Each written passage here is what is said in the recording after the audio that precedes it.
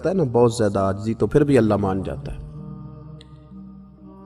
جب وہ اس کے حضور بہت عجز کا اظہار کرتا ہے، بہت زیادہ عجز کا اظہار کرتا ہے، وہ ڈر جاتا ہے اس سے۔ وَلِمَنْ خَافَ مَقَامَ رَبِّهِ جَنَّتَانِ، فرمایا جو میرے سامنے کھڑے ہونے سے ڈرے گا میں اسے 2 جنتیں عطا کروں۔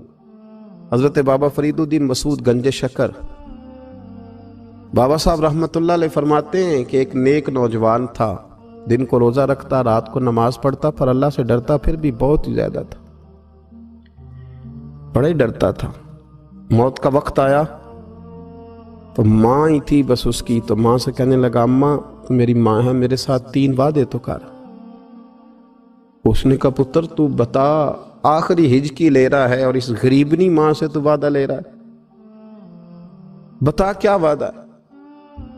عرض کرنے لگا اماں جب میں مر جاؤں نا تو میرے گلے میں رسی ڈال کے تو مجھے گھمانا گھر کے صحن میں، اور لوگوں کو کہنا جو رب کی نافرمانی کرے اس کا یہی حال ہوتا ہے۔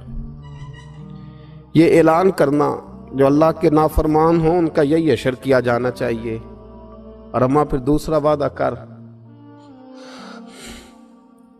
میرا رات کو جنازہ اٹھایا جائے، میں نہیں چاہتا کہ کسی کے منہ سے یہ لفظ نکل جائیں کہ وہ دیکھو اللہ کا نافرمان جا رہا ہے، رات کو میرا جنازہ اٹھانا۔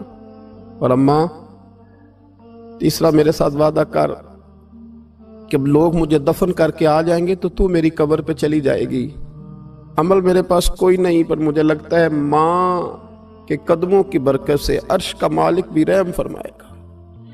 اماں تو وعدہ کر کہ میرے ساتھ وعدہ کر۔ بابا صاحب رحمت اللہ علیہ فرمانے لگے کہ ماں بوڑھی ماں نے وعدہ کر لیا، کہا بیٹے ٹھیک ہے اگر تیری یہی ضد ہے تو میں تیار ہوں۔ پھر اس نے کلمہ شہادت پڑھا، اس نوجوان کی روح پرواز کر گئی، بوڑھی ماں نے رسی منگائی تو وَلِمَنْ خَافَ مَقَامَ رَبِّهِ جَنَّتَانِ، جو ڈر جائے، اس نے تو کہا تھا نا کہ رسی ڈال کے گھمانا اور کہنا یہ اللہ کا نافرمان ہے، اس کا یہی اشر ہونا چاہیے تھا۔ لیکن جب ماں گلے میں رسی ڈالنے لگی تو گھر کے ہر کونے سے آواز آنے لگی، خبردار یہ رب کا دوست ہے، اللہ کے دوستوں کے ساتھ اس طرح کا معاملہ نہ کیا جائے، اسے چھوڑ دیا جائے۔ اور کہا تمہیں کچھ بھی اور کرنے کی ضرورت نہیں ہے، یہ تو رب کا دوست ہے اور رب کی بارگاہ میں حاضر ہو گیا۔ کچھ کوئی بندہ کہے گا کہ یہ تو ایک بابا فرید کا سنایا ہوا واقعہ ہے، سنیے بخاری میں حدیث ہے، نبی پاک صلی اللہ علیہ وسلم نے فرمایا، حضرت ابو ہریرہ رضی اللہ تعالیٰ عنہ راوی ہیں، حضور فرماتے ہیں ایک شخص مرنے لگا تو اپنے بچوں سے کہنے لگا کہ میں جب مر جاؤں تو مجھے جلا دینا، اور پھر میرے جلے ہوئے وجود کو پیس دینا، پھر مجھے ہوا میں اڑا دینا۔ پتر مجھے اڑا دینا، مجھے بڑا ڈر لگتا ہے، اگر رب نے مجھ سے حساب پوچھا تو میں قابل نہیں ہوں، اڑا دینا مجھے ہواؤں میں۔ اگر اس نے مجھ سے عذاب لیا تو حساب لیا تو بڑا سخت حساب لے گا۔ حضور فرماتے ہیں بخاری میں موجود ہے، اس کے بچوں نے اسی طرح کیا، اس کے مرنے کے بعد اسے جلایا، ہوا میں اڑا دیا۔ اللہ کے محبوب فرماتے ہیں رب کریم نے حکم دیا زمین کو کہ اس کے ذرات کو جمع کرو، زمین نے ذرے جمع کیے، خدا نے حکم دیا تو اس کا وجود پھر سے اسی شکل میں آیا۔ تو رب کریم نے فرمایا یہ جو تو نے وصیت کی تو کیوں کی؟ اللہ جانتا ہے کہ نہیں جانتا؟ یہ کی تو کیوں کی؟ تو رو پڑا، کہنے لگا اللہ میرے اندر تو طاقت نہیں تھی تیرے سامنے کھڑا ہو کے حساب دے سکوں، تجھے منانے کے لیے تیرے خوف سے ڈر گیا، میں ڈر گیا۔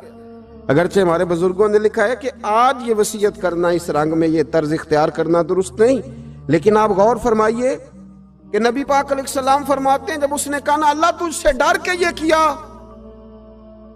تو رب کریم نے فرمایا جا پھر میں نے تیری مغفرت کر دی، کیونکہ اللہ کو پتا تھا یہ دل سے بات کر رہا ہے۔ ایک چوتھی بات میرے رسول پاک علیہ السلام نے فرمایا کہ جب رب نہ مانے تو پھر وہ کمزوروں کے صدقے مان جاتا ہے، پھر وہ ضعیفوں کے صدقے مان جاتا ہے۔ فرمایا اللہ تم سے بارشیں روکنا چاہتا ہے پر تمہارے ضعیفوں، کمزوروں، غریبوں کے صدقے، مجبوروں کے صدقے وہ تم پر بارشیں برساتا ہے۔ حضور فرماتے ہیں رب اشغاظ اغبر لو اقسم علی اللہ لا برا، کچھ ایسے لوگ ہوتے ہیں کہ ان کے بالوں میں خاک پڑی ہوتی ہے، چہروں پہ مٹی الجھے ہوئے ہوتے ہیں، لیکن اگر وہ اللہ پہ قسم کھا لیں تو اللہ ان کی قسم بھی پوری کر دیتا ہے۔